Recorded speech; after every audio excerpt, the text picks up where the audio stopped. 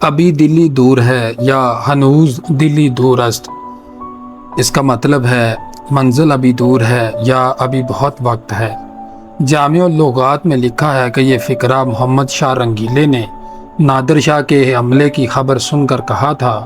ہو سکتا ہے کہ اس نے بھی کہا ہو، لیکن یہ ضرب المثل حضرت نظام الدین اولیاء سے منسوب کی جاتی ہے، جب انہوں نے غیاث الدین تغلق کے بارے میں کہا تھا ہنوز دلی دور است۔ مرکہ اقوال و امثال میں دو کہانیاں تحریر ہیں، ہم ان میں سے ایک یہاں درج کرتے ہیں، حالانکہ وہ تاریخی کسوٹی پر پوری نہیں اترتی مگر دلچسپ ہے۔ دوسری کہانی ہنوز دلی دورست کے عنوان سے متعلقہ حروف کے تحت ملاحظہ کیجیے۔